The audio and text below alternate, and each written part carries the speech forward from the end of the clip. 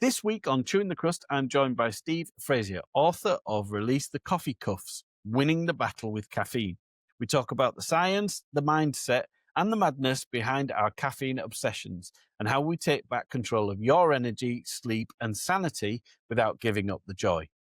I must warn you, unfortunately, we lost the link a couple of times during this conversation, so please bear with it. There are a couple of bits that might be missing, but I've tried my best to edit in such a way that you'll be able to enjoy it all the same. Hello and welcome to this week's episode of Chewing the Crust, the podcast where we talk about life's pivots, the moments that shake everything up and force us to see life in a new way.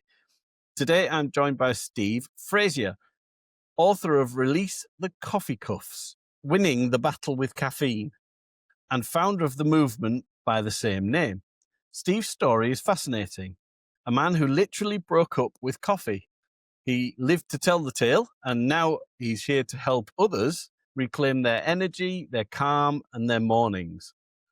After decades as an entrepreneur, business coach, and father of four, Steve realized that caffeine wasn't fueling his life. It was quietly draining it. What followed was a deep dive into the world of neuroscience, hormones, and behavioral psychology, all to understand how our daily brew affects more than we realize. He's not here to shame anybody for enjoying a cup of coffee. He's not here to make anybody feel bad. It's just to start that honest conversation about energy, stress, and the modern addiction to being on. And as today's poem will remind us, sometimes the first step to waking up is putting something down. So welcome, Steve. Thank you. That was a very gracious introduction, Mark. Well, thank you for joining me. It's the least I can do. So now I have to embarrass you potentially by reading out a poem about you, if you're comfortable with that. I'm fine. We're good. Okay, then. This poem is called, and I don't normally say the title, but this poem is called The Cup That Never Empties. We chase the buzz, we chase the burn. We chase the things we never earn. A jolt, a fix, a fleeting lift, but peace was always the greater gift. To breathe, to pause, to rest, to see how calm was all we're meant to be. The cup runs over, yet we find it's still the quiet that clears the mind. And that's the poem that I've got for you, Steve, today. Well, I can't wait to share that with other people because that was fantastic. Nobody's ever written a poem about me. Okay. Thank you very much. Well, I've said before, I think that's a bit of a running theme, and I'm not sure if it's just because it's a terrible idea or it's a great one. Yep. Yep. Thank you ever so much for joining us. I think your tale is unusual, or certainly your stance is probably quite unusual, particularly in America. And I'm really intrigued to know more about you. And if you don't mind, before we get into the beans of it, if we'll excuse the pun, I'm interested in you. You've got a rich history of entrepreneurialism, and you've worked for a long time being inventive, I presume. So can you tell me about that? Tell me about your life before this revelation. Sure. Well, it started when I was 11, when I had my first paper out, and I've never stopped working since. So you can call that whatever you want. Entrepreneurship, I think, is a good word for a paper carrier. I mean, they don't even have them anymore. Now guys ride around in cars and deliver papers here. But when I was 28, I'm 68 right now. And okay, you look great. Thank you. I'm healthy. I have passion. I plan on doing this for 15 years or more. And there's nothing that can stop me other than an acute accident. When I was 28, I bought my first restaurant, and I was in the right place at the right time, but we all do create our own circumstances. And so I bought it with no money down. My mom and dad borrowed us $7,000 to pay for the inventory. And again, circumstances. It was in a regional mall here in the States, and it was the guy that owned it was losing a lot of money, and the bank knew what was going down. The landlord who owned the mall, who at that time was one of the largest landlords in the world, they knew he was going down. So they all managed to come together and talk to Steve and say, "Hey, it's okay if you do this." So, uh, and the guy that owned it, he put up a lot of money for me to buy it. He guaranteed my loan with his house and 80 acres of land. So once again, the thing is that if you put yourself out there and you have an intention to be on your own, it can happen. But if you always are just in your own little bubble, it doesn't happen. And so that was when I was 28. I built my next one. Actually, when I was, let's see, that was 85. I built another one in 88 on my own. And then I got married, and Brenda and I built 4 more over the next 20 years. Wow. And we ran them together. And we are the unique couple that works together, plays together, and enjoys each other's company all the time. Okay. So, I'm not judging anybody, but I mean, we drive to Florida and back twice a year, and that's 25 hours each way. And we enjoy it. I mean, she works, I drive, but we get along. And then we spent 2 weeks in Florida together in the same room, same condo.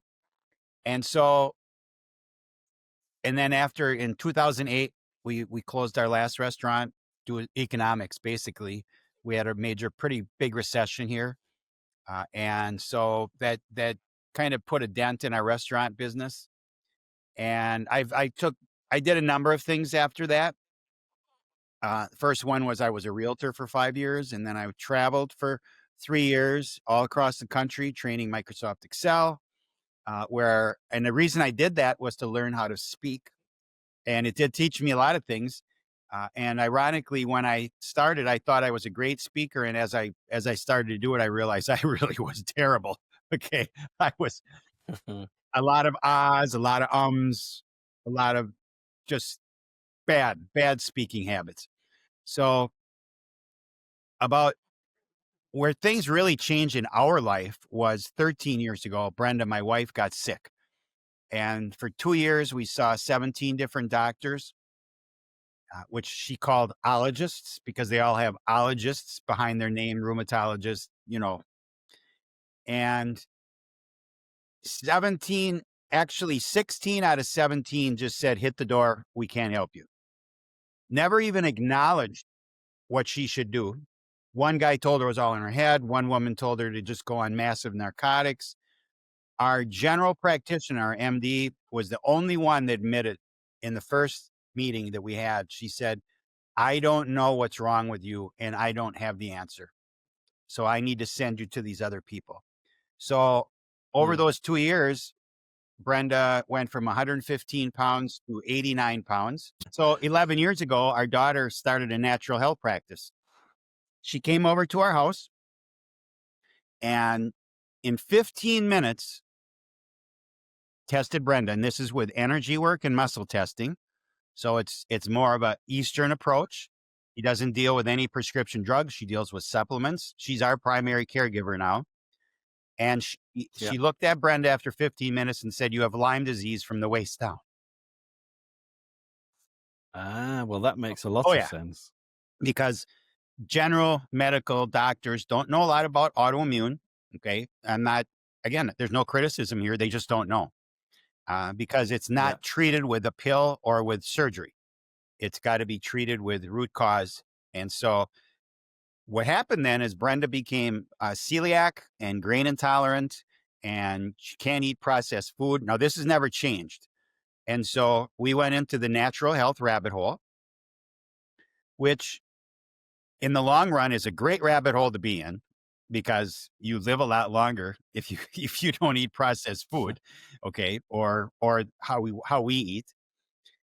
But obviously there was a lot of damage done, so she's still recovering. If you're healthy, let's say you're healthy and you're at 100%, she lives daily at 30 to 40%. And when she's really sick, she's at 20%. When she feels good, she's at 40 or 45%. So, it's all relative. We're hoping someday to get her to 70 to 80%. So she can't eat any processed food. So if we would buy anything out of a package or a can, we look for two things. And this is a good observation for anybody that's listening to this. If there's more than 5 ingredients, don't buy it. And if you can't pronounce anything on the ingredients list, don't buy it. Okay? Because what they're doing is they're masking something that's probably not good for you, and they're calling it a name that you can't pronounce and you're not going to look up, so you just buy it. Okay? And these are general observations, but they are words that we live by. So we went down this natural health rabbit hole, which is really good. It's good for us and it's good for people that I know. About 2 years ago, I was certified as a self-sabotage coach. And it's interesting because we all self-sabotage. We all have this tool shed and we all do it.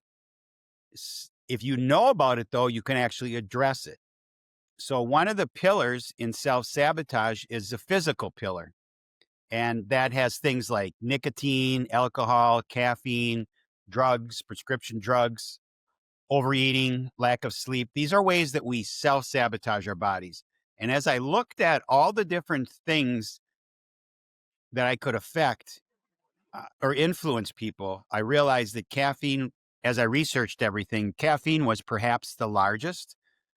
In the United States, 85% of people in the United States drink caffeine every day.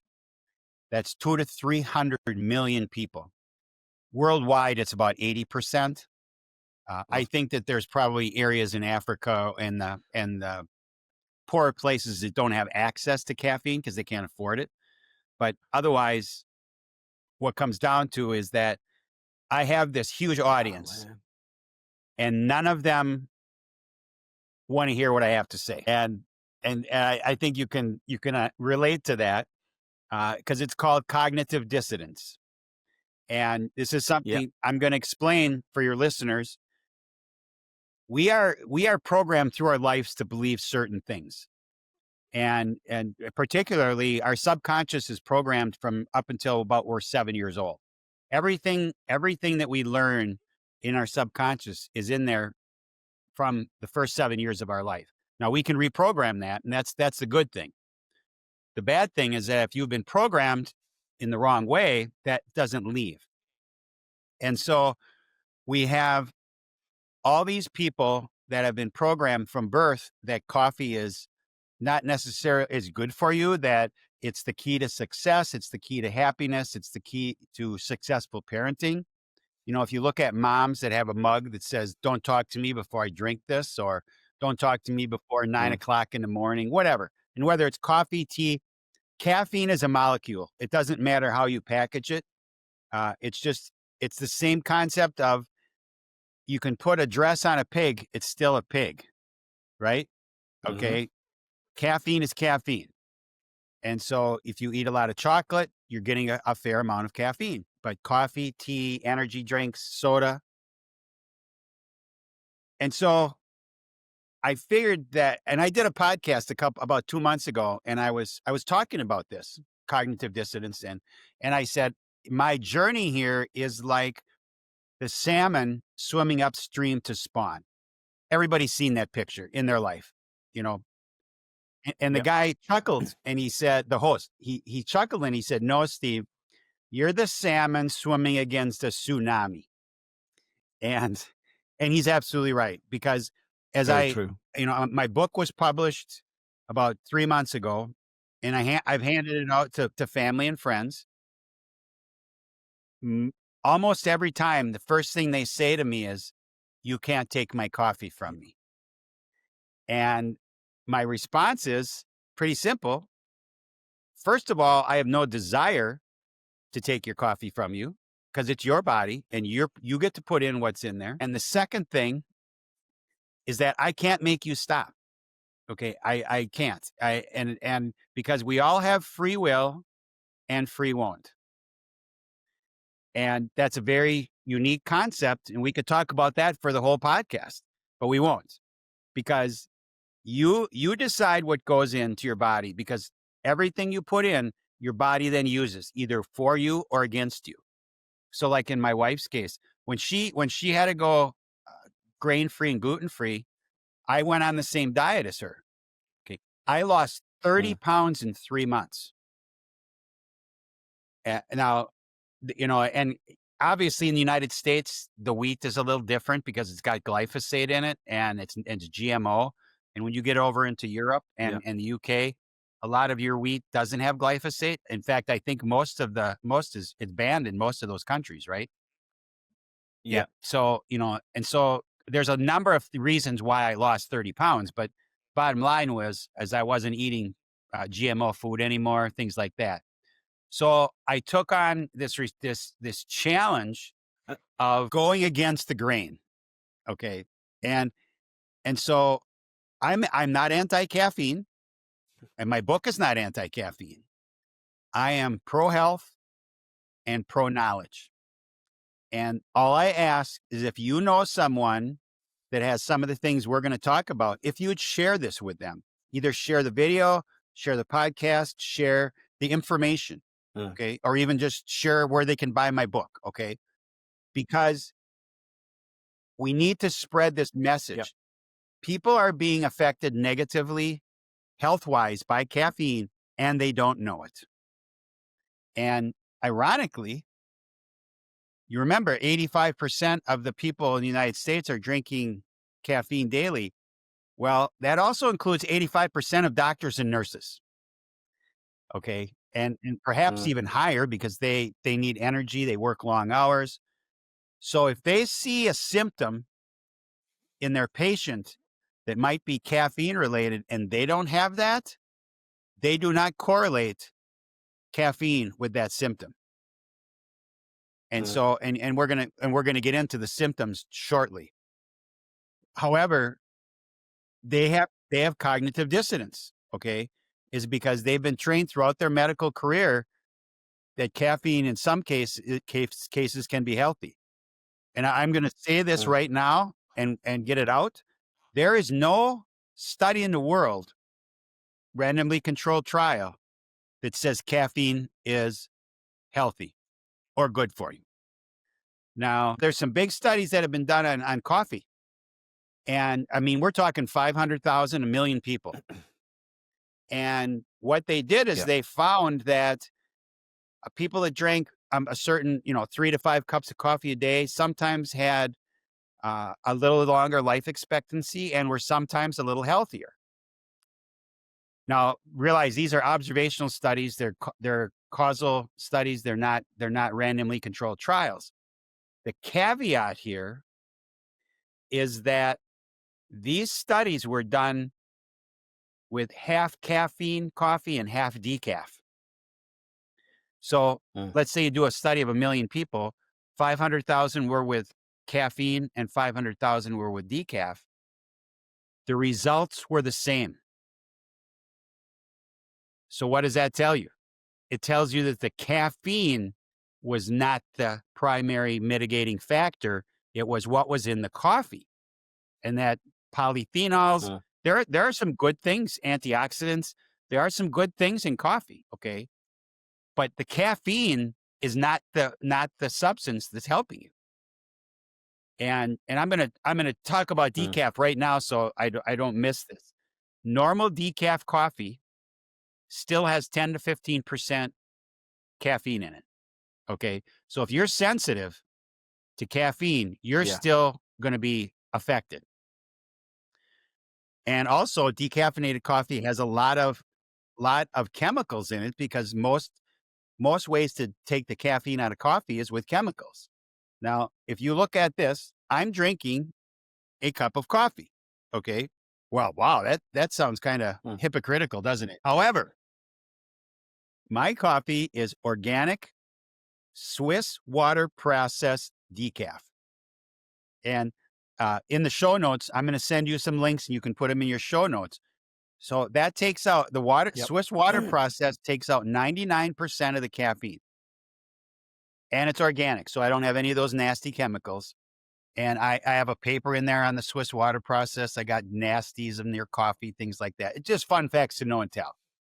I also have a tools and trackers so people can use to quantify how much caffeine they're actually drinking. And so if you look at these big studies, it's not about caffeine, it's about coffee.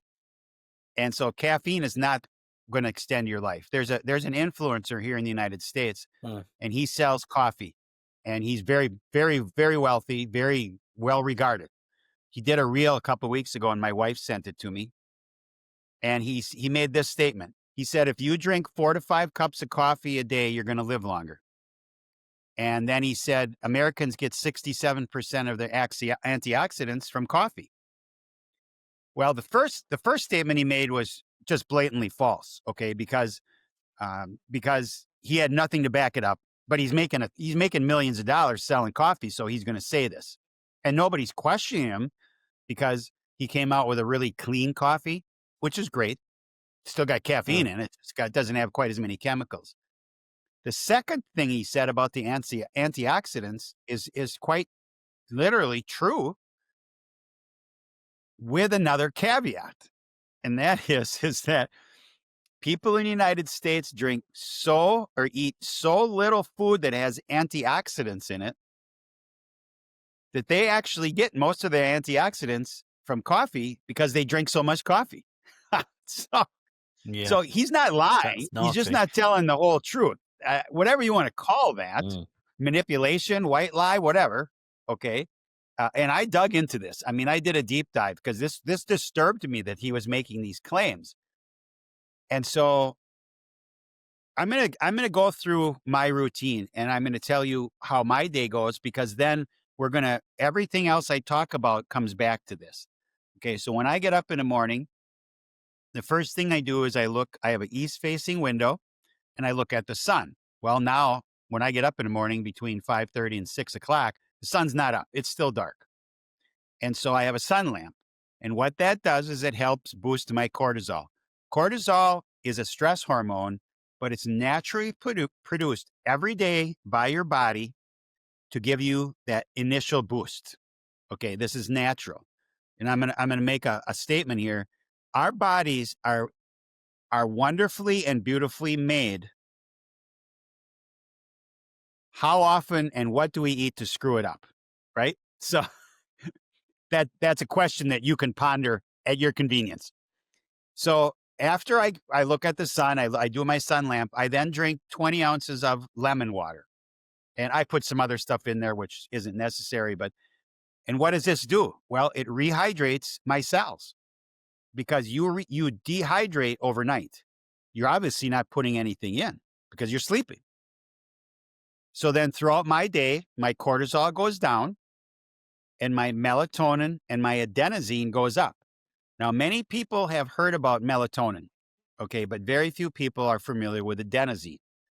And adenosine is the most critical thing here, because adenosine is what puts you to sleep at night naturally.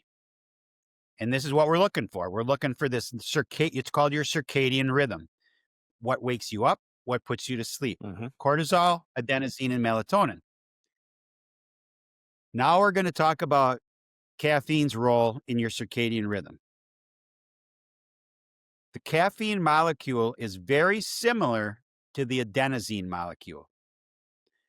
And so in our brains, we have adenosine receptors. And throughout the day, little adenosine molecules start to go into those receptors. And when they're full, you are tired and you go to sleep. The caffeine molecule is very similar to the adenosine molecule. So every time you drink caffeine, in whatever form, because it's a molecule, it goes in and it plugs your adenosine receptor. What does that do? It keeps you awake mentally, not physically. Your body can still be wasted, right? But your mind and it gives you the impression that you're alert. But at some point that wears off, and the only way to get it back is to drink more caffeine. So here's an observation or a suggestion. If you get up in the morning and the first thing you do is drink coffee or caffeine or tea or energy drink, wait an hour and drink 20 to 24 ounces of lemon water. And what that does is it rehydrates your cells, is because caffeine is a diuretic. And when you go to the bathroom, you not only get rid of water, but you also get rid of minerals. And mostly it's a lot of calcium and a lot of magnesium. So your bones are going to be brittle as you age, especially women after period and post-menopause. Your bones become brittle. You get osteoporosis because you don't have those minerals in your body that you're supposed to have. So the worst thing to do, and I'm not judging or shaming, is the first thing you do when you get up is have coffee or tea or a soda or an energy drink. Because the first thing it does is it boosts your cortisol. Now, your cortisol is already going up naturally. And so you're now going to upset your circadian rhythm. Now, that's the first thing that happens when you drink caffeine first thing in the morning. The second thing is you get a dopamine hit. And this is wonderful. Okay. Dopamine is a wonderful thing. It's a natural high. However, if you keep doing this, your adrenal gland, most of that's coming from your adrenal gland, but some of it comes from other parts of your body. At some point, your adrenal gland's going to say, "I'm a little tired, so I'm not going to kick in quite as much dopamine this time because I'm tired." Because if you do this 5 times a day, you're repeating this. This is rinse and repeat, right? You get this high, you get this buzz, and then when your adenosine receptors open up, you get tired and you get brain fog. Now, there's another thing that happens when you drink caffeine, not just in the morning, but these are all things that happen every time you eat or drink caffeine, is you get adrenaline rush. Okay. Because when the caffeine hits your adrenal glands, it says you are now in fight or flight. Now, a lot of people have heard that phrase. Okay. What does it really mean? It means that your body is preparing you to either fight something or run, whether it's a lion, tiger, bear, oh my, whatever, right? The bottom line is what happens is that your body naturally then pours glucose into your muscles because you're going to fight or flight. Well, you need energy. You need extra energy. And that's why a lot of people drink caffeine for pre-workout, is because they're pumping that pumps glucose into their muscles, which short term does produce more testosterone. It does build some muscle. Long term, and we're going to talk about this in a minute, but cortisol and testosterone are not friends. They're enemies. Okay. Okay. Now let's go back to what happens when you pour glucose into your muscles and you don't use it because you're not in fight or flight. You are now raising your blood sugar. So what's your body's natural response? It is to pour insulin into your bloodstream to bring your blood sugar down. That's your pancreas. This is a cycle. Every time. This happens every time you drink caffeine. And so your blood sugar goes up, your insulin brings it back down. Your blood pressure goes up because realize when adrenaline goes into your system, your heart beats faster because you're in fight or flight. Now, if you're just sitting at your kitchen table or your kitchen counter or your desk at work or even around the coffee table at break, you're not using any of these drugs that are being put into your body naturally, and so they have to go somewhere. Ironically, cortisol, when you have excess cortisol, it goes to your belly. It's called cortisol belly. And you can be extremely fit and healthy. You still can get a cortisol belly. And the only way to get out of this is to eat or drink less cortisol or produce less cortisol. And so you have all these things going on every time you drink caffeine. Now, I know that everybody that drinks caffeine sleeps at night. That's not the point. The point is the quality of your sleep. Because once you upset your circadian rhythm, you are not going to get the healthy sleep that you should. Health is one of the foundations, or not, sorry, sleep is one of the foundations to a healthy body. And Yep. and if it's disrupted, and I'm going to go into this in detail because it's important that people understand their sleep cycle, because you are sleeping. You're just not getting quality sleep if your circadian rhythm is messed up. So there's 4 stages in sleep. Stage 1 is when you're just drowsy. Your second stage, it's the longest stage, and that's about 40%. Now, this is on a normal sleep cycle. And in that stage, you're possibly dreaming a little bit. You might have a little brain activity, but you're not doing much. But stage 3 and 4 are the big ones. Stage 3 is where you heal. And that's 20 to 25% of your sleep cycle. And so men produce testosterone, women produce estrogen. Your body is healing your muscles. And what caffeine does when it upsets your circadian rhythm, it delays the activation of stage 3 and shortens it. Now remember, it was 20 to 25%. It could go down to 12 to 18%. Now, stage 4. Stage 4 is where you dream. Stage 4 is where your subconscious does a little brain work, helps to fix your brain, and it's rapid eye movements sleep. You can actually be semi-conscious sometimes in REM sleep, but you can't move. You're paralyzed. Okay, so you probably aren't really aware of it, but you may or may not. Once again, it delays the activation and it also shortens it. And your sleep cycle actually happens 4 to 6 times a night. So you don't just go 1, 2, 3, 4 and wake up. You go 1, 2, 3, 4, 4 to 6 times. So 4 to 6 times and you're not getting that quality stage 3 and stage 4. You wake up tired. What's the first thing you do when you wake up tired? You get a cup of coffee. Yes, absolutely. Wow. You got the answer right. Yep. And I'm not saying it's a no-brainer, but and then the cycle starts, right? The cycle starts all over again. You know, I have 16 chapters in my book. 14 chapters in the middle. In each chapter, somewhere in there, we talk about this rinse and repeat cycle because it has everything. It's your adrenals, it's your brain, it's your whole body, it's your pancreas. You know, it's affecting everything in your body. And so realize that I had a podcast host a couple weeks ago, and I've done 40 podcasts in 4 months. Okay.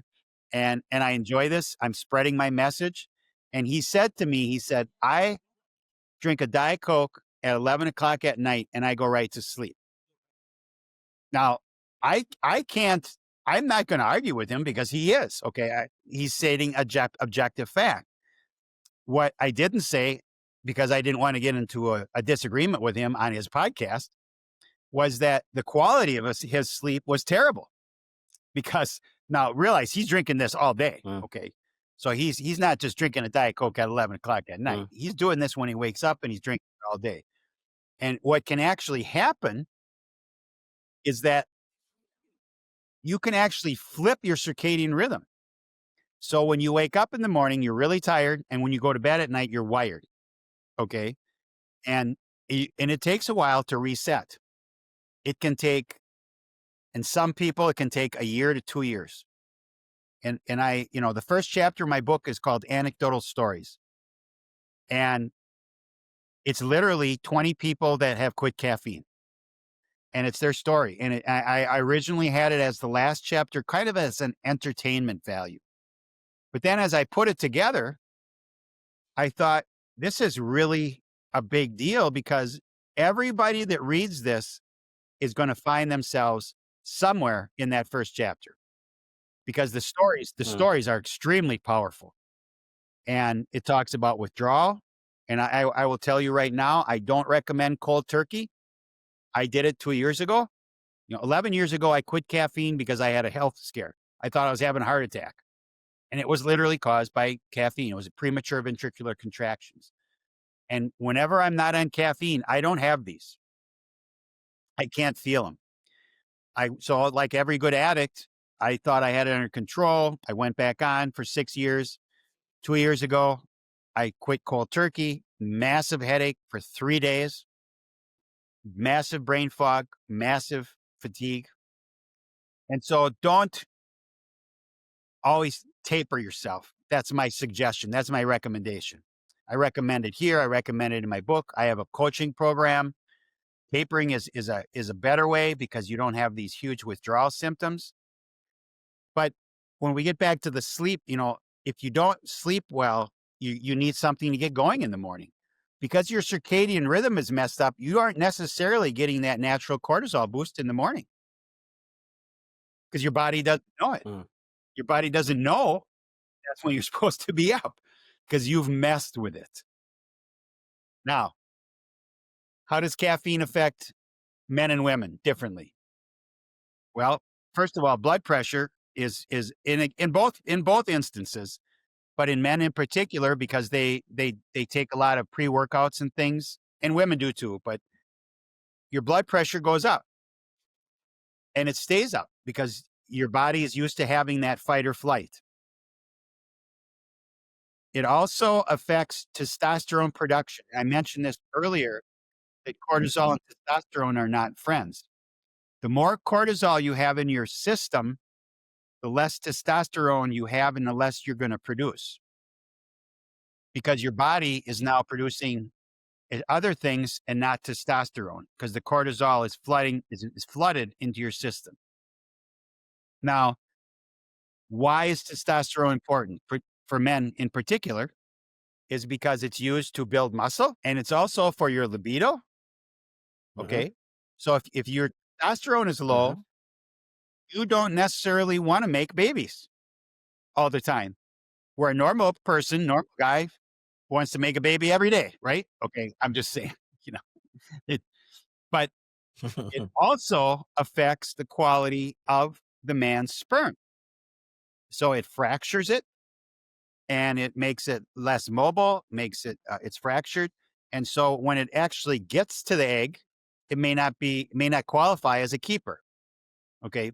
And that's the very simple way to say it.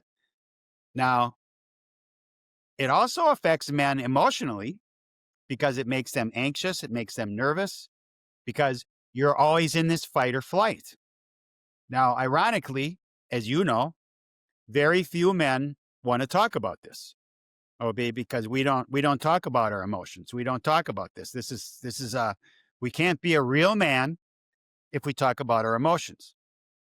And I think that more men should, but it is a real thing. Now, when we talk about caffeine in women, that exasperates their nervousness and their anxiety, and they're already anxious. And women are affected more by caffeine than men because of their hormones. Okay. And it's just way it is. That's nature. We don't control that. And so we talk about, and I'm going to talk about something here, and the women's menstrual cycle. It can affect, first of all, caffeine can really make your menstrual cramps worse, your whole PMS worse. But there's a phase in a woman's menstrual cycle. It's called luteal phase. It's from 14 to 28 days of the cycle, and then they have their period. In that 14 days, women process caffeine 70% slower. Okay, just think about that. So a woman that's drinking caffeine in that part of her, now the other 14 days, it's okay. And that's because there's more estrogen in her body. And estrogen delays the process of caffeine. Now, this also happens if you're on a birth control pill, because that's estrogen as well. Okay, so we're going to look at the half-life of caffeine is 5 to 8 hours. Now, that's a general observation. Each one of us is different. So we all process caffeine differently. Mhm. Some of us are slow metabolizers and some of us are high metabolizers. And so as we look at each one of us, we're all different. We're all a little different. However, women, hormones, their menstrual cycle. So if they have a cup of coffee at that portion of their cycle at noon and don't have any coffee after that, and a normal cup of coffee is 150 milligrams. We'll use that as an example. Now, if they process that 70% slower, the half-life has now gone from 5 to 8 to 8 to 12. So at 10 o'clock at night, they still have 75 milligrams of caffeine actively in their system. And again, they're going to go to sleep, but their sleep isn't going to be quality, and they're going to be tired when they get up. And this is assuming they don't drink any other caffeine. And if you, I'll ask a question for you. Okay, is there any safe amount of caffeine? My big answer is no. Okay. However, if you want to continue to drink caffeine, here's my recommendation. Stay well under 200 milligrams a day. Now, I'm going to give you in your show notes, you're going to have a sheet that gives the caffeine content of 1,000 different beverages. And I don't know if they go into the UK. It is for United States and Canada because they have Tim Hortons in there. They've got Starbucks. Do you have Starbucks there? Yeah, we got Starbucks. Costa is probably more popular here, but yeah, we have Starbucks. Okay. So you'll be able to find this, and you can find it. You just got to go and search it. So if you're going to stay on caffeine, if you cannot drink it after 10 o'clock in the morning, and again, so you get up, you drink your lemon water, you have your coffee, keep the whole intake under 200 milligrams. Your circadian rhythm may be okay. Okay. But once you start drinking at noon or afterwards, it's going to affect your circadian rhythm, and you're not going to get quality sleep.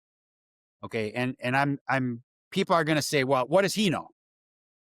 Well, I have 300 references in my book, and I saw a lot more than that, which I didn't put in there, but I read more. And how did I get here? Well, my wife has a PhD and she's a online college professor. And in that process, I proofed every one of her papers. So when I told her that I wanted to do this thing about caffeine, she said, well, I said, what will give people the reason to listen to what I have to say? She said, well, you could get a PhD. And I looked at her and I laughed right at her and I said, I'm not doing that because it was brutal, man. It's a process. It's a long process. There's a lot of work. And I said, what other options do I have? She said, well, you could write a book, because what that does is it makes you a subject matter expert. And so as I wrote the book, I had so many aha moments, the light bulb moments, when you see things that you never knew. Here's a fun fact to know and tell. Teenagers' circadian rhythms are 2 hours different than adults. So when you talk to a teenager and they tell you that they're not tired at 10 o'clock at night, they're not making this up. They're not, okay? Because their circadian rhythm is different. And so now you take that. And the same for laying in. Their laying in is natural as well, correct. Isn't it? But now let's say they have to get up and go to school the next morning, and they have to get up at 6 or 7 o'clock. They're not getting their 8 to 10 hours, which they should get because they're developing all their bodies. So what do? They have a caffeine. Okay. They stop at Starbucks drive-through on the way to school. Maybe, I don't know. They do here. Okay. In the States, I know this happens. I mean, there's so many. I live in a metro area of 80,000 people. And within 3 minutes of my house, there's 3 Starbucks. That's just Starbucks. There's other coffee shops as well. Okay. It's just, and we've been conditioned, and I'll tell you how we get conditioned. And then we'll get back to the women thing. But I do a presentation, and I wake up and I started out, I don't say a word and I play a commercial. It's 28 seconds long. It's waking up to Folgers in your cup. Folgers is a popular brand of coffee here. And it has mom making the coffee. The beans are sparkling. They look delicious. You can smell the coffee while she's brewing it, right? Then she takes 2 mugs. She takes them into the bedroom. Dad is sitting in between 2 twin beds. She hands him a cup.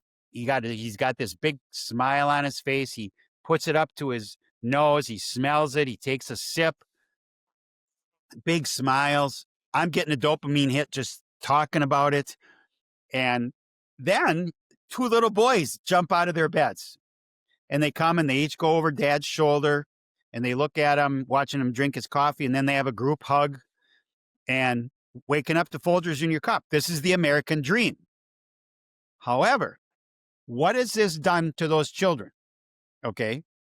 They've been programmed, and this happens in the United States every day, every morning, in all these places where mom and dads are drinking coffee first thing in the morning.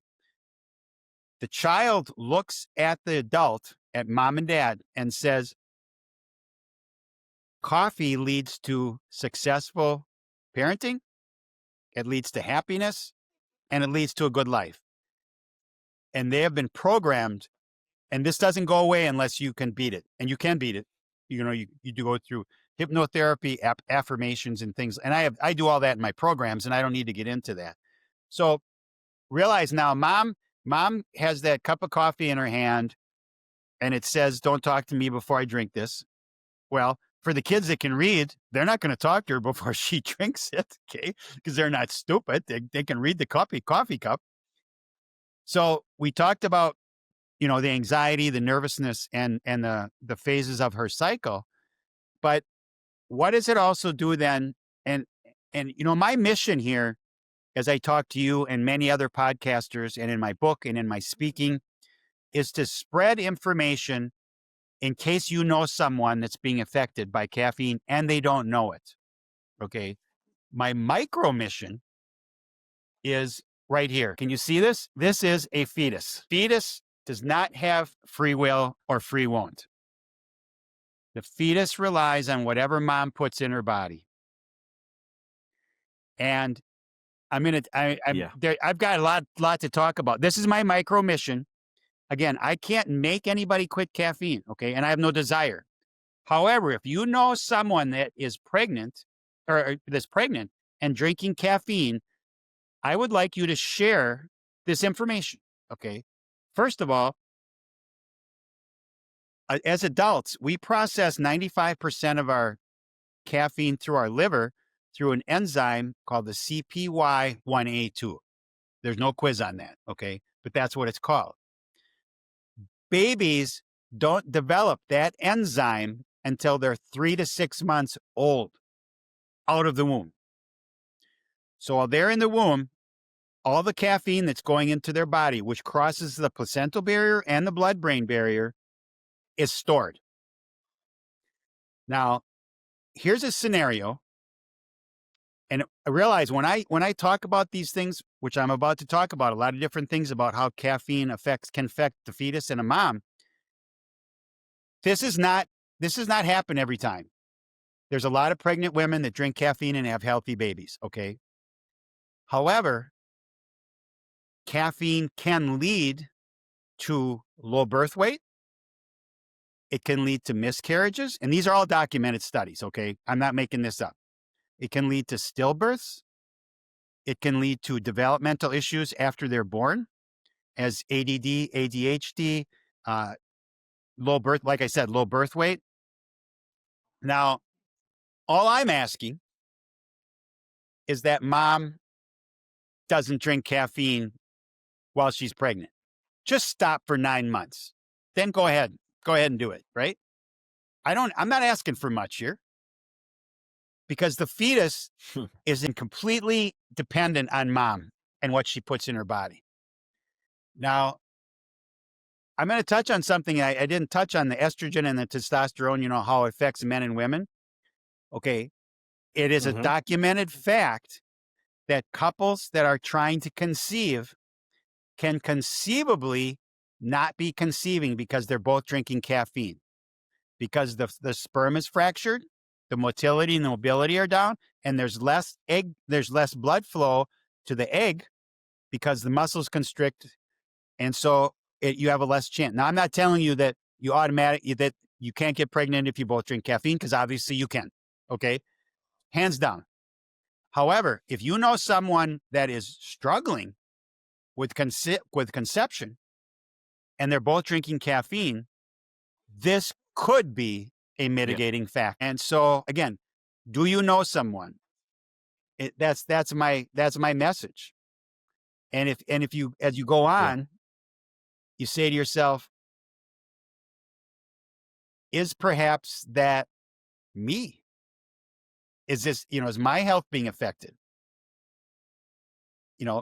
Because we don't know. Here's a philosophical question for you and your listeners. Do you really know what it's like to be healthy, to feel healthy and be healthy? This is a big question, because I know how hard it is. It is extremely hard to eat healthy and to be healthy. It takes work. Okay. It's one of those things that people give up. They eat fast food. They go to McDonald's, they go to Burger King, whatever you have there. It's easier, right? I think philosophically as well, it's hard to come unless you are known as an athlete or you've got a pristine diet. It's very hard to know whether or not you have, because you can only compare with what you know. You're right. I am not the picture of good health, but I'm healthy. I know I'm healthy because I'm on no medications. I'm 68 years old. All my numbers are good. My blood pressure, my cholesterol, my heartbeat, all this stuff. It's all good. 30 years ago, when I was on the standard American diet, I went to my doctor and we looked at my left knee and it was already creaking. Okay. And we agreed that sometime in the next 10 or 15 years, I would probably have to have my knee replaced. Mm-hmm. When I stopped eating the gluten and the wheat and the grains, from that point on, I've never had pain in my knees since. I have no pain in my, and that's inflammation. Okay. So what you eat obviously causes inflammation. Okay.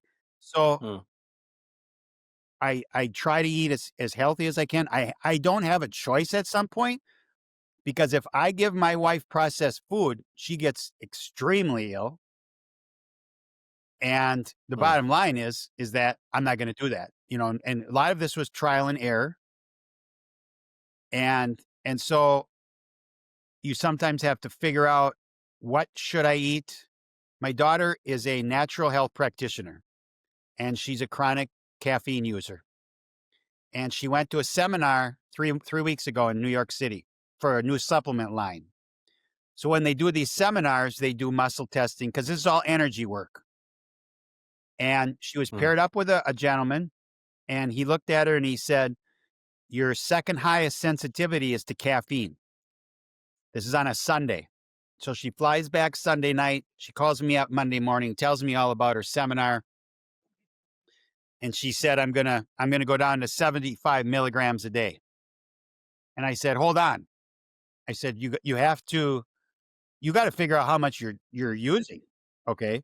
So we did a kind of an informal survey, and she literally was at 240 milligrams a day. I believe it was more like 300 to 350. And I said, so here's what we're going to do. Here's what you should do. Now, this is 3 weeks ago, a little over 3 weeks ago. And I said, you're going to you cut down to 150 a day for a week to 10 days. Then you cut down to 100 for a week to 10 days. And then you cut down to 50 for a week to 10 days. And then you see how it's going. Now, if you are actually committed to doing this, it doesn't matter how long it takes.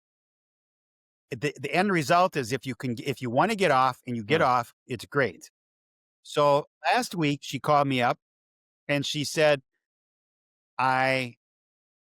for forgot to drink my coffee this morning. At 11:30 this morning, I had such a headache, I couldn't function. And then I realized I hadn't drank my coffee. So what does she do? She drinks her coffee, and 5 to 10 minutes later, no headache. It's gone. Last night, now she's supposed to be in the 50 milligram area right now, according to our original plan. So last night, I was at her house, and I said, "So how's it going?" She looked at me, and she said, "Not good." She said, "I can't get to 50 milligrams. I can't physically do it." She said, "I don't know if I'm ever going to be able to." And it's willpower. It's physical dependency, because she needs that caffeine boost.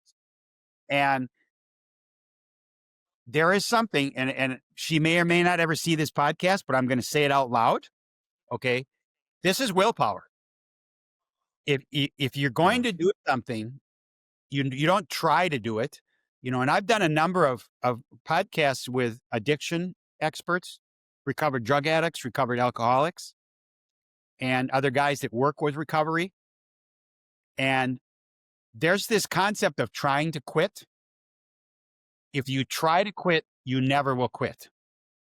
You either quit or you don't quit. That's all there is to it.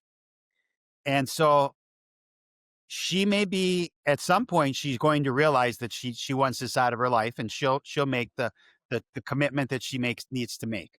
I did that 2 years ago. I have used caffeine as a crutch a number of times in my life. I meant twice a year, my wife and I drive to Florida, which is a 25-hour drive. Now, we don't drive it straight through. And we've been doing this for 32 years. And every time I've driven to Florida and back, I've used caffeine as a crutch to stay awake, stay alert, so I don't kill us, so I don't kill anybody else, right? Well, I'd get into the hotel room after driving 12 hours, and I would lay in bed for an hour to 3 hours because I'm wired. Because I'm not a normal caffeine user, so this is really, I got a buzz, and in September, I made my first trip to Florida and back using no caffeine. And the first night we got into our hotel, I had driven for 12 and a half hours. My wife hit the button on the elevator as we're going to our room. And I looked at her, I said, "I have never felt this good after driving 12 and a half hours." And I went up, and I went to bed, and I went to sleep. And so it's a matter of, some of it's, and when you quit, and again, I'm going to have some of these tools for you that you'll have in your show notes, but you got to have a plan. Okay. Isn't everything in life, whether you're going to start a new business or you're going to quit something, you need to have a plan. And the first thing is to really know what you're doing. And that is, we have a caffeine track. Do you think any of it is habit? Like when people smoke a cigarette? Yes. I'm wondering about your daughter in this instance, because that not having a coffee, I'm not a fan of like herbal teas and things like that. And these things bring their own complications anyway, as does everything. You exchange one thing for another. There's always a negative with everything we do, if you do it to excess, especially. But do you think there is an element of habit involved in it? Like having absolutely 100%. Yep, absolutely. And so as you have the habit of drinking coffee at a certain point every day, or an energy drink, or a soda, a Diet Coke. It's got caffeine, got 40 milligrams of caffeine in it. You have to plan ahead and say, okay, what am I going to have instead? Okay. And then you gradually move from one to another until you're caffeine free. But you definitely have to address this, because quitting caffeine physically is fairly easy compared to staying off of caffeine. Okay. On the internet, there's a Caffeine Anonymous, just like Alcoholics Anonymous, just like Drug Anonymous, right? Okay. And the whole concept is, quitting is easy, relative. It's all relative. Okay. But staying off of it. My daughter and I have a podcast that we do occasionally, and we were talking about alcohol. And she said to me, she said, does anybody ever graduate from Alcoholics Anonymous? Well, no, you don't, because you have to continue on that path of staying off of it. And that's the habit thing. And so here's some things that will challenge you if you try to quit caffeine. First of all, if you do this first thing in the morning, what are you going to do? Okay. My suggestion is to drink a warm glass of water with lemon in it. Okay. Because that it's that warm substance. Okay. Or like you said, herbal tea, whatever. But what are you going to do when you go and you have coffee break at work and you're going to drink decaf now or tea break? I don't know if you have tea breaks in England, probably. Okay. Because I don't know if you know this, but this whole thing started in England when the factory workers were drinking ale and beer because the water was so bad that it made everybody sick. So they drank the stuff that was pasteurized. Well, they all went to sleep during work and their productivity was terrible.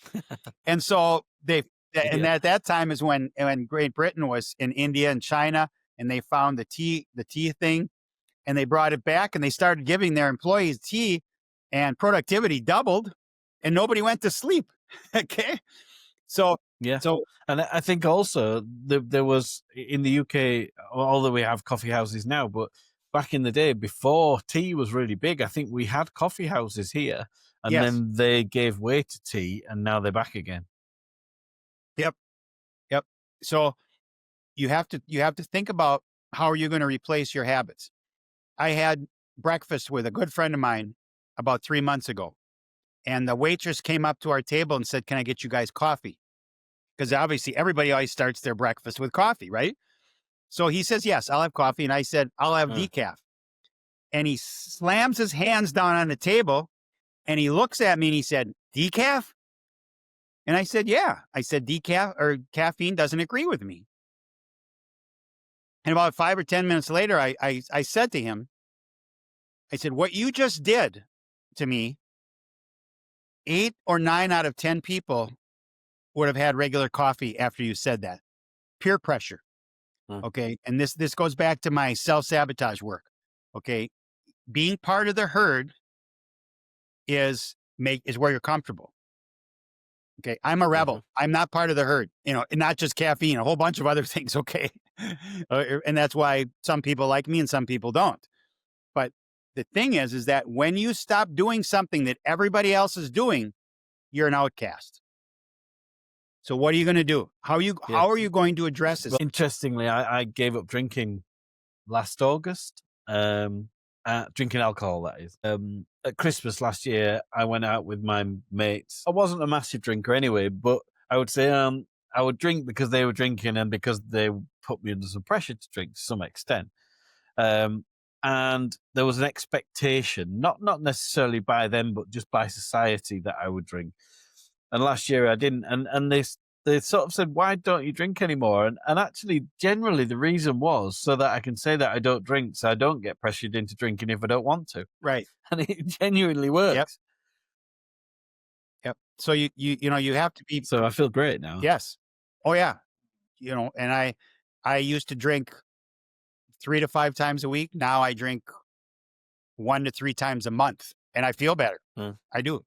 And of course, I'm older, and the hangovers are brutal now compared to when I was a kid. But that's a whole nother story. Okay. But you have to be prepared. You have to have a plan, and you journal. And I mean, if you really want to do this, if you're drinking copious amounts of caffeine, you have to work at it. Very few people flip a switch and just don't do it.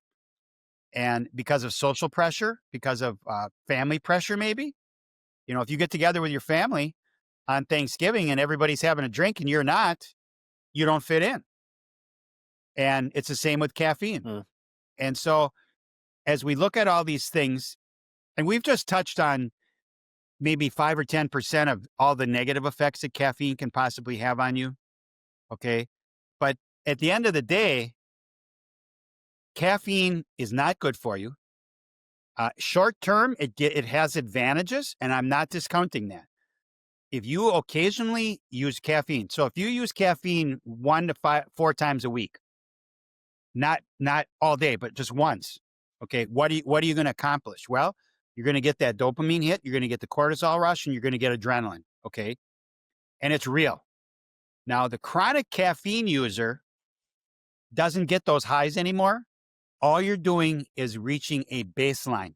You're trying to get back to normal. You're trying to feel normal now because you feel so crappy because you're crashing because you have your adenosine receptors are opening up. You get brain fog, you get fatigue, you possibly could be getting a headache. So yes, you can use caffeine occasionally and your body just processes it, just like all the other garbage that we put in our bodies, because we all do, because we have got all these self-sabotage tools in our tool shed, right?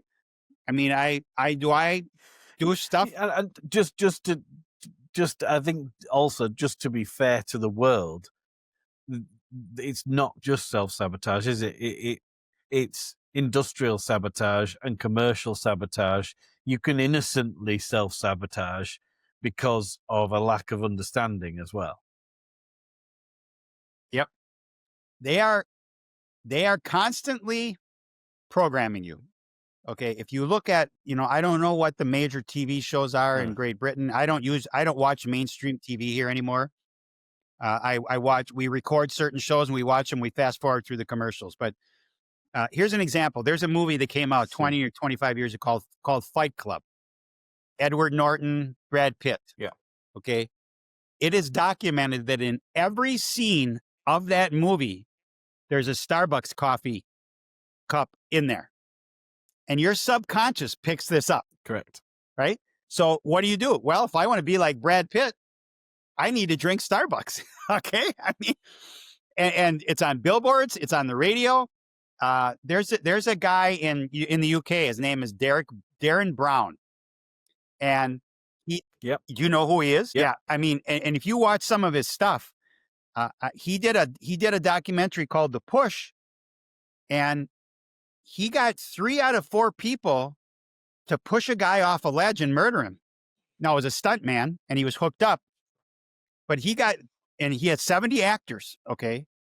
But they pressured these people and 3 of them actually pushed the guy off the ledge. He did a recent one called The Heist. He got 4 people. He did a management seminar and he put all kinds of subliminal messages in his seminar. He got 3 people after the seminar to rob an armored car. Now, it was a fake gun. Everybody was an actor, okay? But they literally went, and because what they did is as they were walking down the street, they had a certain color car that was playing a certain song. And then the circumstance, he set it all up. But subliminally, and he's got some stuff in there, Mark, that is just absolutely fascinating. I mean, he got guys from an advertising agency to literally draw a picture, and it almost perfectly matched the picture that he had drawn, the day before, and he unveiled them at the same time. And so your observation is so correct, is that we are bombarded because nobody is aware of this. Caffeine is $1 trillion a year business. $1 trillion. Now that is almost beyond our comprehension. And that puts big tobacco to shame. It puts them in the back burner, back in their heyday, when they were doing 500 billion, whatever, and they're still making billions of dollars. Okay. But the point is that we are never going to stop caffeine use. Okay. It isn't going to happen because there's way too much money and there's too many people making money. But if we can particularly influence the people that are negatively affected by caffeine and make them aware of this, then they can make the right choice for themselves. And, in particular, and I mentioned my micro mission is with pregnant women, but it's also with couples that want to conceive. But just overall general health, there are people that are being affected negatively and don't know it. And I may be, and you may be the only way that they find out. That's interesting. Well, I mean, it would be wonderful if people do find that out from this. I'm interested in asking you, on the day that your daughter came to help your wife, and there was the issue with Weil's. Was it Weil's disease? No, it was Lyme's disease, wasn't it? Lyme. Yeah. And yeah. and then the links with healthier eating and knocking off the caffeine. I'm interested in, having had a 40-year career and having had food, restaurants, and I don't want to use the word addiction, but having had a heavy coffee use in your life, I think you probably would use addiction. Um, what? How skeptical were you? Are you somebody who is quite open-minded to change, or were you a skeptic before you made any changes? Well, before I made the changes, I was just a chronic user, and I didn't care. I didn't care what it was doing to me. I needed the energy. I was in the restaurant business. I worked some 10 to 16 hours a day sometime. I used it. And to go to sleep at night, I'd have a beer, a shot of tequila. We had Mexican restaurants with a bar. And so I was in that cycle because I couldn't go to sleep naturally. So I'd use a depressant, which is alcohol, to go to sleep at night. And so and in complete transparency, I had no idea what it was doing to me physically. Okay. I didn't know this until last year, maybe a year before, when I first started to delve into what caffeine was doing to me. And I knew, though, 2 years ago when I quit, that that was doing something dramatic because I wasn't sleeping. I had these palpitations. And so, sometimes it takes a health scare to wake people up. Okay. I would Mhm. rather them listen to this podcast than have a health scare, right?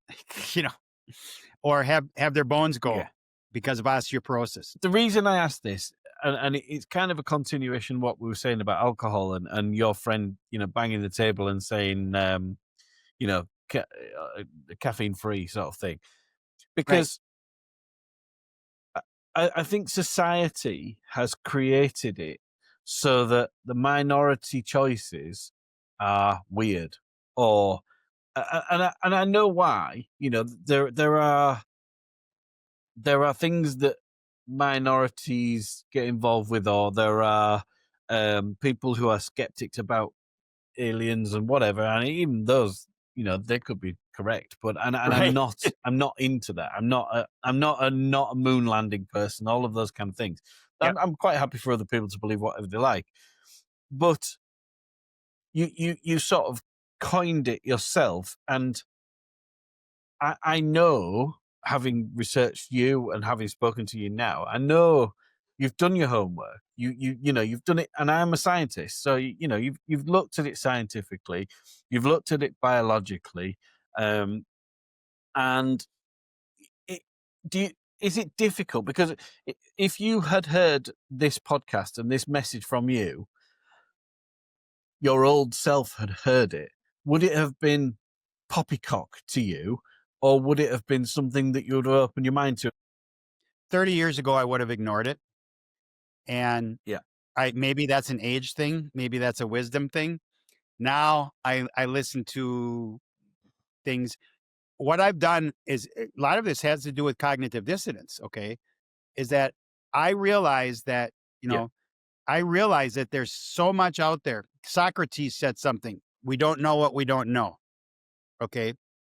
Who actually acts on that, or who actually listens to that? Mm, Okay. He was a wise guy, wise man. mm, Right. And so now, and ever since my wife got sick, I don't discount anything because there's so much I mm, don't know. And what I do is I evaluate in my life and say, okay, uh, there's some things, and we won't go into too many things here, but I don't trust the medical system. I don't trust big pharma. Okay. Because they're making billions and billions of dollars and nobody's getting healthier.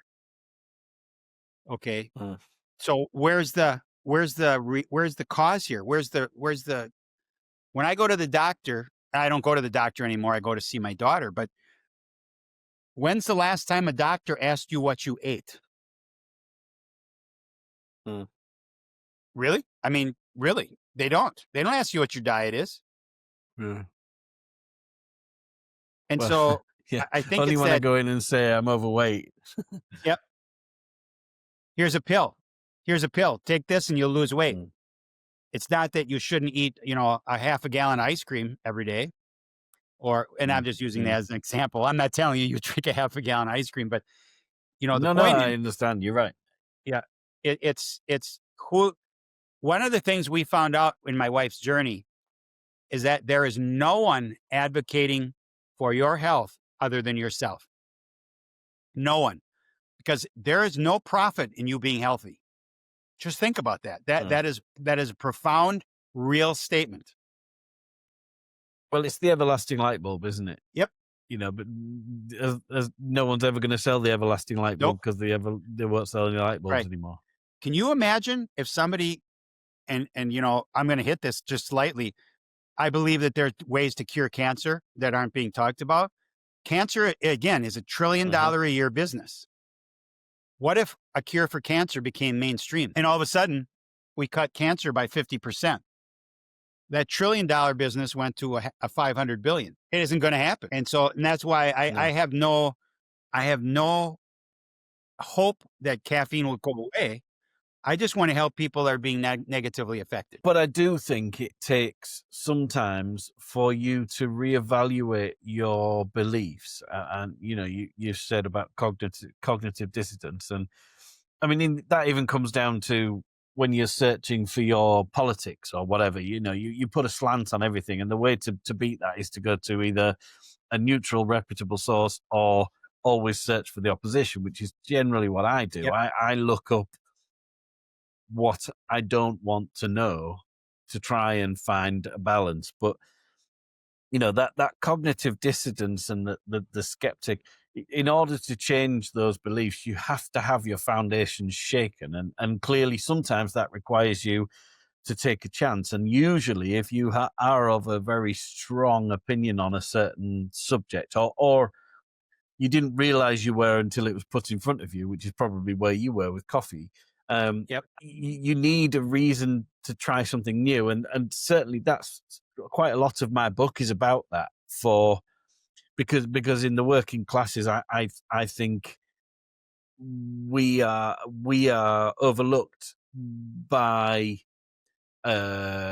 this kind of thing. I think that the middle classes are well serviced when it comes to mental health, when it comes to understanding health. That it's totally acceptable generally within the middle classes to go and do yoga. It's totally acceptable to meditate. It's totally acceptable to whatever, go on a retreat. I think in the working classes, certainly in the UK, it's far more judged. It's like, oh, who does he think he is? Or, he's got a swagger on because he does this and he does that. And for me, and I've said it a million times on this podcast, but certainly for things like meditation, you can walk the dog and listen to AC/DC and meditate. And I kind of think that's what you're saying, that give it a try and see if it works, because what have you got to lose? And that's exactly why I stopped drinking. I went to a festival with a friend who's 30 years alcoholic, recovered.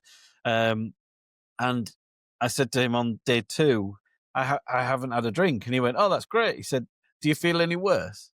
And obviously I didn't. Nobody feels worse for not drinking. And he said, well, you never will. So, and Right. kind of that sank in, and I Nope. thought, yeah, actually, Yep. I'm like that. And I think the same goes for coffee. I don't think you should go cold turkey. I think you're right. And I think anything you're addicted to, particularly alcohol. I mean, everybody knows if you go cold turkey on alcohol, you can lose your memory and all sorts of terrible things. So if you are addicted to a drug like caffeine, then it would be crazy to go cold turkey. But trying to reduce it and seeing how that could benefit you, what have you got to lose to give it a try? Right. Other than your addiction and your habit. Yep. What you said in the beginning of that was one of the most eloquent ways to address cognitive dissonance, because you said it. You said it, and it's so powerful, is that you are willing to go into places that you're not comfortable because they're saying things that you don't agree with, but could be true. And Mm. the normal person will not do that. They will not be, No. they won't make themselves uncomfortable. And if you want to be healthy, at some point, you're going to be uncomfortable because you're going to have to go against the things that you've been programmed to do. But if you want to understand why somebody does something that you're uncomfortable with, you have to understand what it is in order to say whether or not you would be uncomfortable with it or not. And you know, there's all sorts of things, all sorts of terrible things and all sorts of wonderful things. And I think if you flip it, somebody else would say my things were terrible and their things were wonderful. Okay. It's important to open your mind. And it's important to try new things. I don't drink coffee. So it's really easy, but I do drink, if you'll pardon my French, shitloads of tea. Yep. And that's okay. Yeah. And I was about to say, because it's the greatest drink in the world, but I believe that because I'm probably, now you've got me thinking I'm addicted to caffeine from tea. So, and I only drink Yorkshire tea, which is the best tea in the world, but I've never actually seen a Yorkshire tea field. I'm not convinced they grow it here, really. Right. But you know, yeah, right. I think I've got to try this. Yeah. I try. Another example, you know, I when I tried not drinking alcohol, I liked it. When I thought, I know, I can't have a meal without meat, and I tried vegan food, thinking it was going to leave me hungry, not very tasty, and it was by far the tastiest and filling meals of the things that I'd had in that time. So really, that cognitive dissonance, if you don't try something new, you just cannot know. Do you find that because of the coffee scenario, you have changed your outlook on trying other new things? Absolutely. Yep. Because I talk about cognitive dissonance almost every day. Okay. Whether it's with my daughter, with my wife, with my grandkids, or on a podcast. And so what that does is that brings that to top of mind. And it goes back to that, you don't know what you don't know. My wife and I talk about this all the time, is that there's so many things we don't know. And some of them are in conflict to our beliefs. And now, you know, we all have our core beliefs based on whatever. Okay. And we will always look at the other side. We may not agree with it. We may not change. Okay.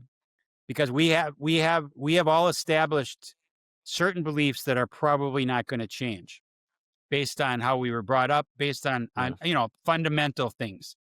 However, even those, we're willing to look at the other side of the argument. My neighbor is 10 years older than me. I walk by his house once or twice a day. So when he's outside, especially in the summer, and it's nice outside, we talk.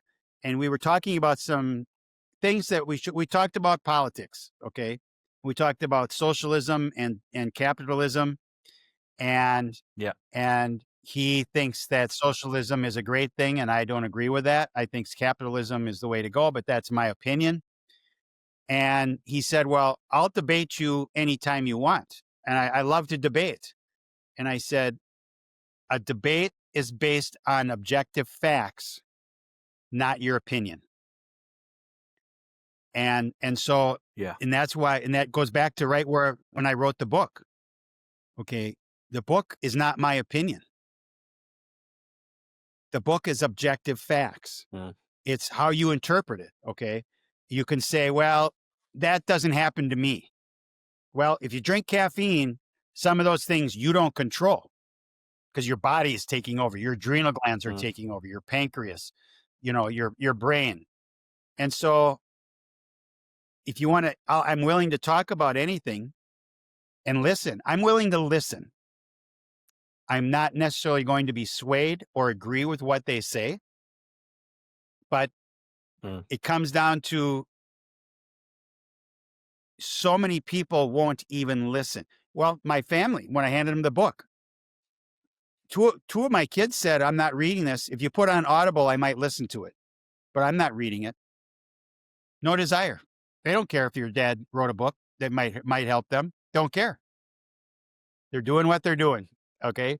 And that would be not just the majority, the vast majority of our society in among many things.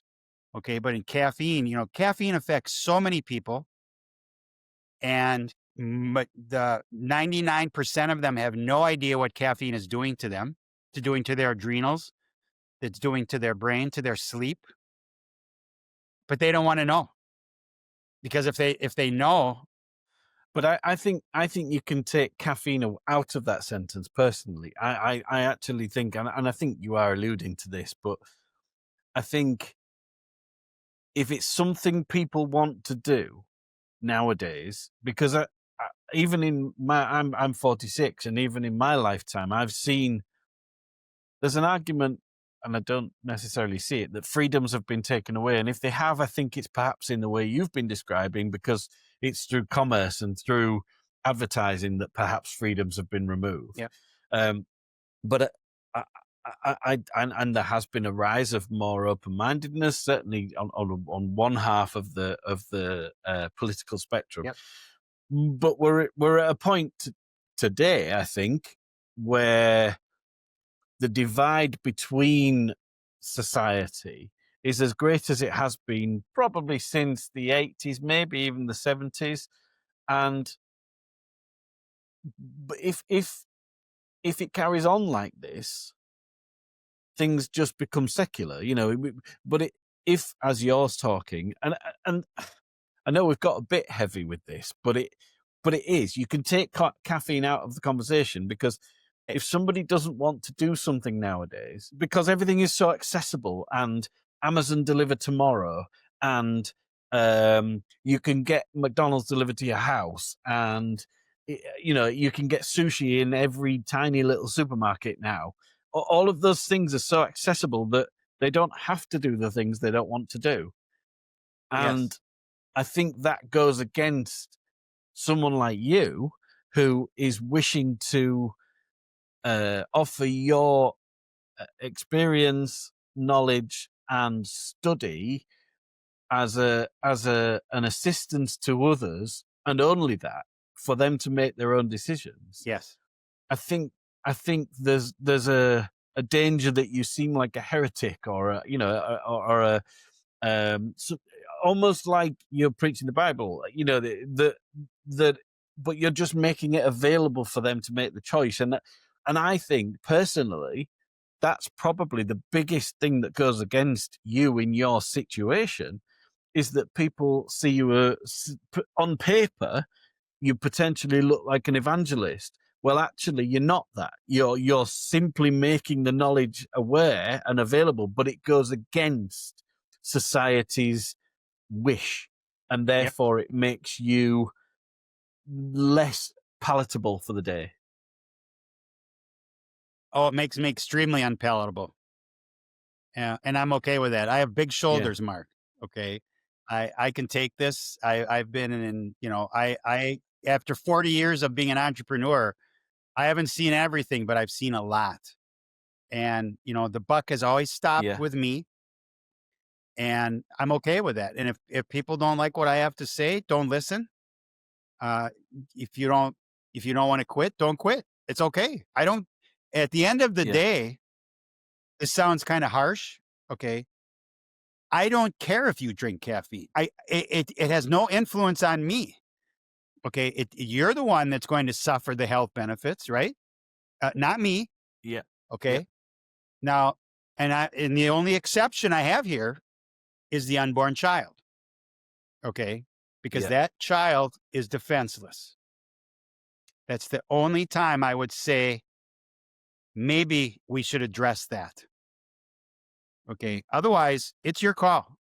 And because they have made it so that it's frowned upon to smoke now when you're pregnant. So it's not dissimilar to that. There's nothing there's nothing to say well, certainly over here, you must not smoke when you're pregnant.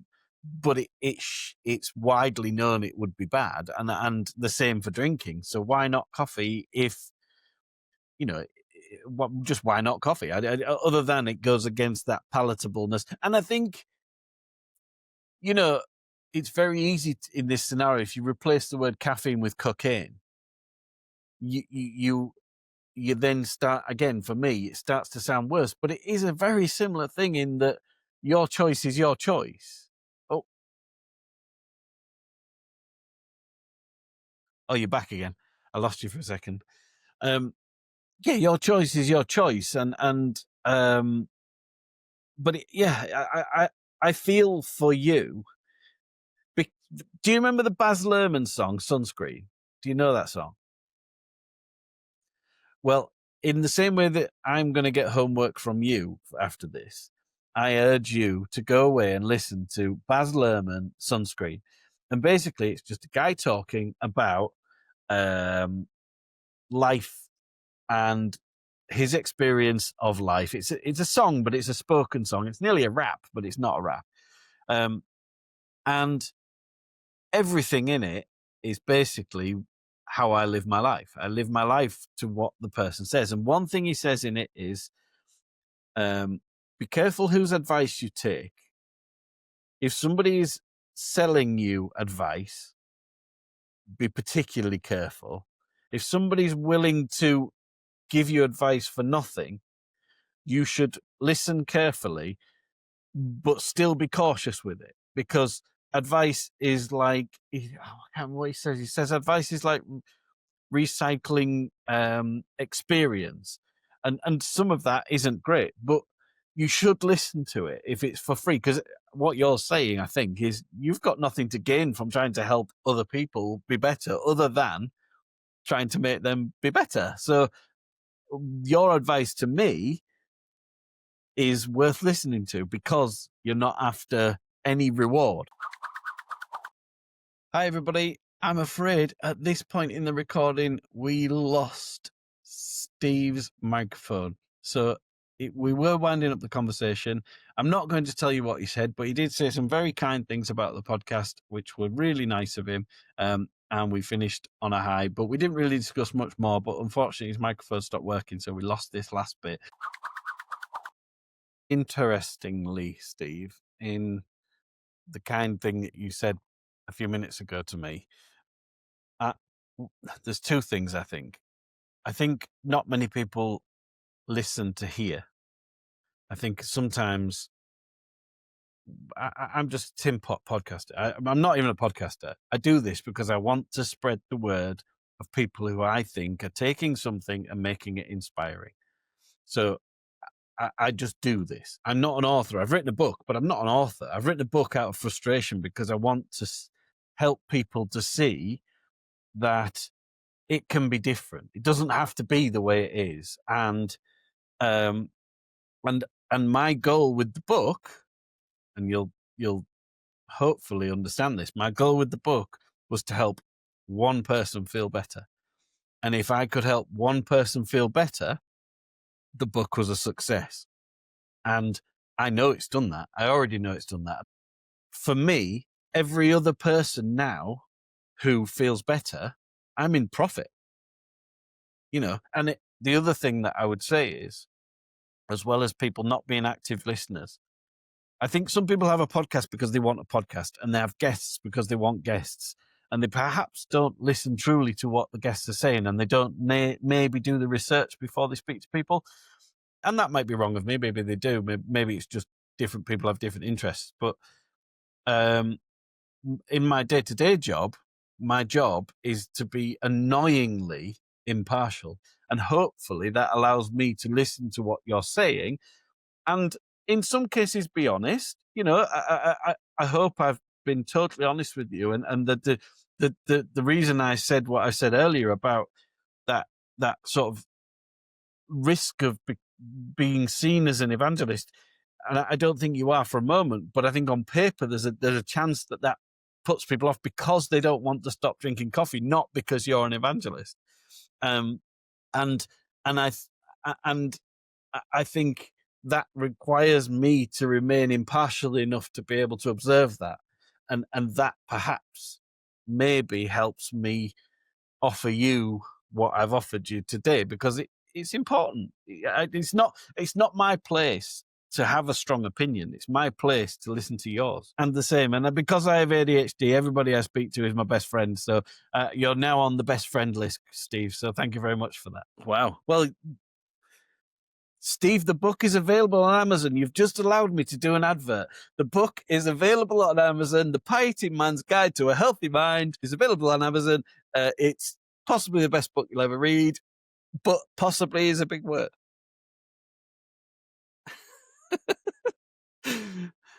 The radio station that I listen to, the guy on it, he's actually said something kind about the book. He's very famous in this country, and it's on the front cover now. But he always says, if you've got a big enough why, you'll find a how. And that is exactly what I did with my book. Brilliant. Well, thank you so much for your time, Steve. It's been a pleasure to meet you. With everybody I meet is a kindred spirit. Everybody's just wonderful. The world is full of wonderful people. So thank you. Excellent. Thank you very much. And I look forward to seeing you again. Steve, what an incredible conversation. You've managed to take something we all take for granted and show us how much power it actually has over our minds, lives, and our mood swings. Your message isn't just about giving something up, it's about getting something back. Clarity, calm, and control.